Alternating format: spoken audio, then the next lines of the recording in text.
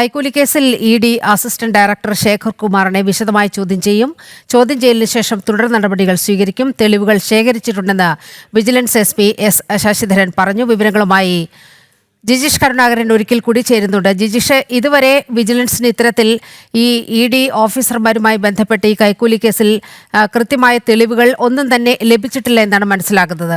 അനീഷ് കുമാർ എന്നയാൾ നൽകിയ ആ പരാതി കുറേ നാളുകളായി അന്വേഷിക്കുകയാണ്. പക്ഷേ ED ഉദ്യോഗസ്ഥരെ പ്രതിക്കൂട്ടിലാക്കുന്ന വിധത്തിൽ ഏതെങ്കിലും വിധത്തിലുള്ള തെളിവുകൾ വിജിലൻസിന്റെ കൈവശം ഉണ്ടോ?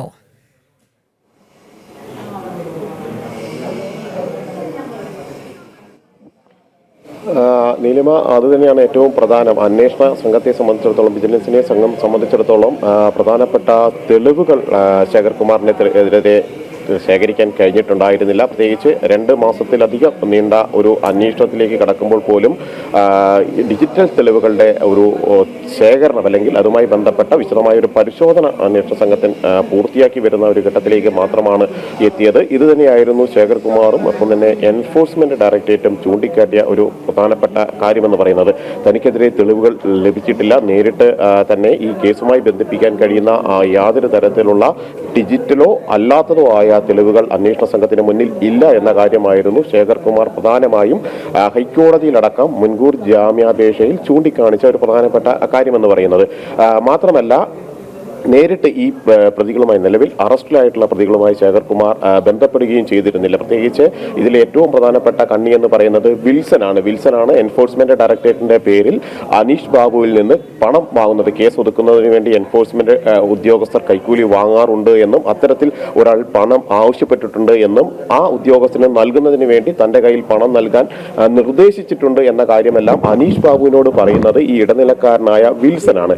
എന്നാൽ വിൽസൺ ഏതെങ്കിലും തരത്തിൽ നേരിട്ട് എൻഫോഴ്സ്മെന്റ് ഡയറക്ടറേറ്റിന്റെ ഉദ്യോഗസ്ഥരുമായി സംസാരിച്ചതിന്റെയോ അല്ലെങ്കിൽ ആ ഉദ്യോഗസ്ഥരുമായി സാമ്പത്തിക ഇടപാടുകൾ നടത്തിയതിനോ തെളിവുകൾ ലഭിച്ചില്ല. അത് കൃത്യമായി തന്നെ വിൽസനെ പോലുള്ള ഏജന്റുമാർ എൻഫോഴ്സ്മെന്റ് ഡയറക്ടറേറ്റിന്റെ പേര് ദുരുപയോഗിച്ചുകൊണ്ട് പണം വാങ്ങുന്ന ഒരു നീക്കം അല്ലെങ്കിൽ അത്തരത്തിലുള്ള ഒരു ശ്രമമായിരിക്കാം നടത്തിയത് എന്നാണ് എൻഫോഴ്സ്മെന്റ് ഡയറക്ടറേറ്റ് ചൂണ്ടിക്കാണിക്കുന്നത്. അതിന്റെ അടിസ്ഥാനത്തിലാണ് ഒരു ആഭ്യന്തര അന്വേഷണത്തിന് എൻഫോഴ്സ്മെന്റ് ഡയറക്ടറേറ്റ് തുടക്കം കുറിച്ചത്. പ്രത്യേകിച്ച് സാധാരണ നിലയിൽ തങ്ങളുടെ ഉദ്യോഗസ്ഥർക്കെതിരെ ആരോപണങ്ങൾ, അഴിമതി ആരോപണങ്ങളോ കൈക്കൂലി ആരോപണങ്ങളോ എല്ലാം തന്നെ ഉയരുന്ന ഘട്ടത്തിൽ ആഭ്യന്തര അന്വേഷണം എൻഫോഴ്സ്മെന്റ് ഡയറക്ടറേറ്റ് പ്രഖ്യാപിക്കാറുണ്ട്. പ്രത്യേക അന്വേഷണ സംഘം ഡൽഹി കേന്ദ്രീകരിച്ച് ആണ് ഇതിന്റെ അന്വേഷണം നടത്തുന്നത്. അവിടെ നിന്നുള്ള ഉദ്യോഗസ്ഥർ പ്രധാനപ്പെട്ട തെളിവുകൾ ശേഖരിക്കാറുണ്ട്. എന്നാൽ സ്വാഭാവിക നടപടി എന്ന നിലയിൽ ഈ ശേഖർ കുമാറിനെ ഷില്ലോങ്ങിലേക്ക് സ്ഥലം മാറ്റിക്കൊണ്ട് ഉത്തരവ് വരികയും ചെയ്തിരുന്നു. അങ്ങനെ ഒരു ഭാഗത്ത് എൻഫോഴ്സ്മെന്റ് ഡയറക്ടറേറ്റിന്റെ അന്വേഷണം മുന്നോട്ട് പോകുന്നു, ആഭ്യന്തര അന്വേഷണം നടക്കുന്നു. ആ ആഭ്യന്തര അന്വേഷണത്തിന്റെ തുടക്കത്തിലും എൻഫോഴ്സ്മെന്റ് ഡയറക്ടറേറ്റ് വ്യക്തമാക്കിയ ഒരു കാര്യമെന്ന് പറയുന്നത്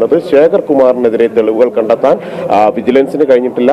തങ്ങളുടെ അന്വേഷണത്തിലും ശേഖർ കുമാർ ഏതെങ്കിലും തരത്തിൽ കൈക്കൂലി ഇടപാടുകളിൽ പങ്കാളിയായതായി കണ്ടെത്താൻ കഴിഞ്ഞിട്ടില്ല എന്ന കാര്യമായിരുന്നു ചൂണ്ടിക്കാണിച്ചിരുന്നത്. എന്നാൽ വിജിലൻസ് SP അദ്ദേഹം S ശശിധരൻ വ്യക്തമാക്കിയിരിക്കുന്നത് ഈ ചോദ്യം ചെയ്യലിന് ശേഷം മാത്രമായിരിക്കും നിർണായകമായ ഒരു ഘട്ടത്തിലേക്ക് അന്വേഷണ സംഘത്തെ സംബന്ധിച്ചിടത്തോളം കടക്കാൻ കഴിയുകയുള്ളൂ.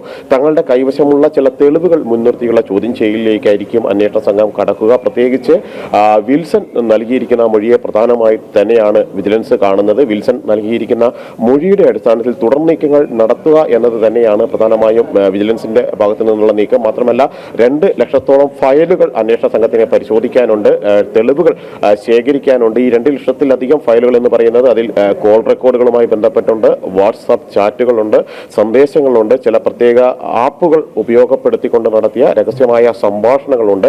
അത്തരത്തിൽ നിരവധി വിവരങ്ങൾ ശേഖരിച്ച് തന്നെയാണ് അന്വേഷണ സംഘം മുന്നോട്ട് പോകുന്നത്. ആ തെളിവുകളുടെ അടിസ്ഥാനത്തിൽ ഏറെ മുന്നോട്ട് പോകാൻ കഴിയുമെന്ന ഒരു ആത്മവിശ്വാസം വിജിലൻസ് പ്രകടിപ്പിക്കുമ്പോൾ തന്നെ തെളിവുകൾ ഇല്ല എന്ന ആരോപണം മറുഭാഗത്ത് ശേഖർ കുമാറും എൻഫോഴ്സ്മെന്റ് ഡയറക്ടറേറ്റും ഉയർത്തി തന്നെയാണ് മുന്നോട്ട് പോകുന്നത്. ചോദ്യം ചെയ്യലിന് ശേഷം ഇനി എന്ത് ഘട്ടത്തിലേക്കോ അല്ലെങ്കിൽ അറസ്റ്റ് പോലുള്ള നടപടികളിലേക്ക് കടക്കണമോ എന്നത് ആലോചിക്കും. എന്നാൽ ഇവിടെ ഏറ്റവും പ്രധാനമെന്ന് പറയുന്നത് ഈ കേസ് അന്വേഷണം നടക്കുന്ന തുടക്കത്തിൽ തന്നെ ശേഖർ കുമാറിനെ 1-ാം പ്രതിയാക്കി എന്നതായിരുന്നു ആരോപണങ്ങളിലേക്ക് പ്രധാനമായും വഴിവെച്ച ഒരു കാര്യമെന്ന് പറയുന്നത്. മറ്റു പ്രതികൾ നേരിട്ട് പങ്കാളികളായിട്ടാണ് പ്രതിസ്ഥാനത്തേക്ക് വന്നത് എങ്കിൽ ശേഖർ കുമാറിനെതിരെ മൊഴികളുടെ മാത്രം അടിസ്ഥാനത്തിൽ ED അസിസ്റ്റന്റ് ഡയറക്ടർ എന്ന പ്രധാന പദവിയിൽ ഇരിക്കുന്ന ഉദ്യോഗസ്ഥനെ കേസിൽ 1-ാം പ്രതിയാക്കിക്കൊണ്ട് വിജിലൻസ് മുന്നോട്ട് പോയി എന്ന ആരോപണമാണ് പ്രധാനമായും അവിടെ വിജിലൻസിനെതിരെ ഉയർന്നത്. അതിനെന്ത് തെളിവുകൾ ഇനിയുള്ള ദിവസങ്ങളിൽ മുന്നോട്ട് വയ്ക്കാൻ അന്വേഷണ സംഘത്തിന് കഴിയും എന്നത് തന്നെയാണ് ഏറ്റവും പ്രധാനമായി മാറുന്നത്. നീലിമ, ജിജീഷാണ് വാർത്തയുടെ വിവരങ്ങൾ പങ്കുവച്ചത്.